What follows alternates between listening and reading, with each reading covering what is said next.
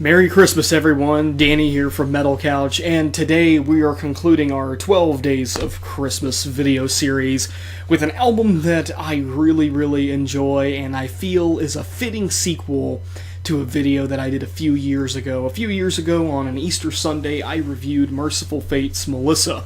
First album, excellent album by Mercyful Fate, probably my favorite by them. Today, we're going to be talking about Don't Break the Oath, which, not necessarily so much as talk, more just like praise, basically, is how this video is going to go, because many people within the metal community are obviously familiar with Mercyful Fate and King Diamond, and I like King Diamond a lot. Some of his solo stuff is really good, like Them, Abigail. They're great albums. The guy knows what he's doing.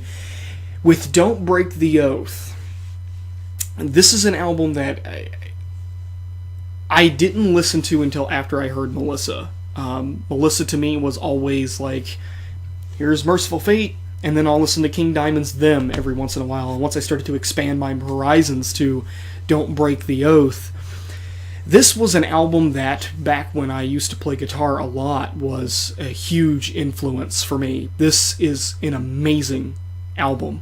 Just going through the track listings, like right off the bat with A Dangerous Meeting, just the intro to kick off the album, like comparing this to Melissa, you can tell that the amount of time that they had between these two albums, they grew musically, and also they had a better production budget with Don't Break the Oath.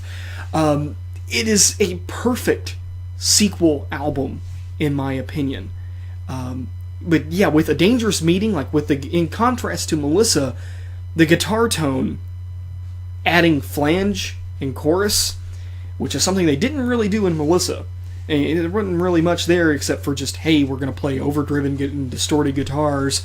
And with this, they start moving around and using guitar effects and things like that. King Diamond is using in my opinion, his voice is a lot better on Don't Break the Oath. He's finally been able to fully utilize the falsetto technique to its peak. He knows what he's doing. And then we have tracks like Nightmare, which at the end of it, you just have King Diamond in like a child taunt saying, "You've gone insane." Who doesn't want to hear King Diamond tell you that you've gone insane? If you want a great example of guitar work, look no further than the next track, Desecration of Souls. If you want awesome drum work, look no further than the track after that, Night of the Unborn. And then, to kick off side B, you have the monolithic song, The Oath, which probably has some of the best guitar work I have ever heard on a heavy metal album ever. This song is amazing. It is 7.5 minutes of pure awesomeness. The line opens up with King Diamond at the top of his lungs screaming, "I deny Jesus Christ, the deceiver." This album, at this point, the first time I heard this album, I'm just like, this is amazing.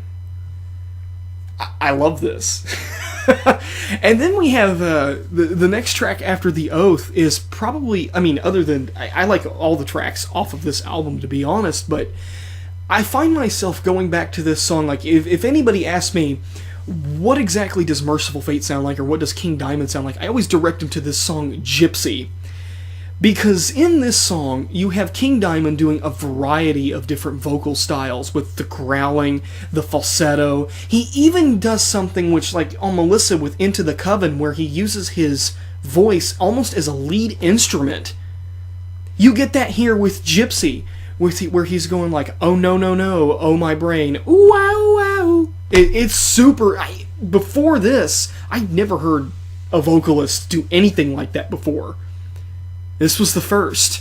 And so when people ask me about King Diamond, I always direct them to this song because I feel like it has everything. It has the solos, it has the subject material, and I think it has a very diverse performance from King. Then we have Welcome Princes of Hell, which, oddly enough, was a misprint when originally released, a Welcome Princess of Hell. You listen to the lyrics and you find out that it's quickly Prince's. This is a really, really good song, and it helps set the stage, I think, for the epic finale for the album. We have an instrumental after Welcome Prince's of To One Far Away, which is an acoustic, I wouldn't say ballad, an instrumental acoustic with King Diamond again using his voice as a lead instrument, which to some may be very bizarre, but it's super cool.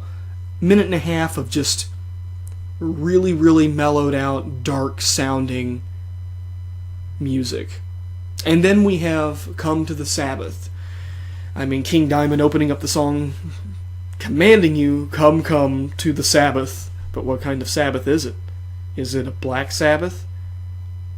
Am I Iron Man? Or is John F. Kennedy Iron Man? I am Iron Man. Horrible JFK accent.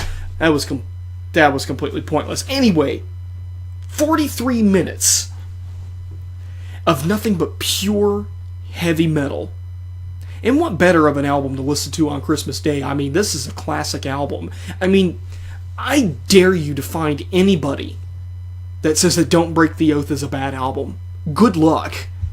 I mean, I have no qualms with this album whatsoever. I think it's fucking perfect. Nothing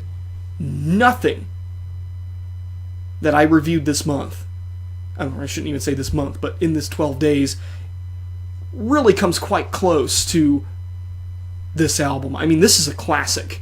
This is an album that, to me, stands the test of time and always will. A classic heavy metal staple. You cannot go wrong with Don't Break the Oath. If you've never listened to this album, for the love of God, buy it. Buy it. It is a 100% buy. If you are a metal fan and you don't own this album, what is wrong with you? And I may be going on about, how good Don't Break the Oath is. If you think Don't Break the Oath's good, I got another album for you. It's called Melissa, and it's pretty fucking good, and has, in my opinion, better album art than this. The cover art to Melissa is fucking amazing.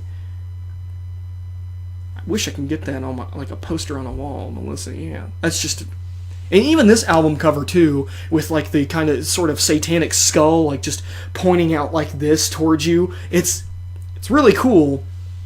But I don't think it has anything on Melissa. That one's just a classic. Don't Break the Oath is a 10 out of 10. Listen to this album if you've never listened to it before. And for those of you who have listened to this album many times before, what is your favorite track off the album? How much do you enjoy this album as much as me? Do you like Melissa more? Do you like Don't Break the Oath more? Well, leave a comment, because I want to hear what you guys think about this album. Merry Christmas, Happy Hanukkah, and Happy Kwanzaa.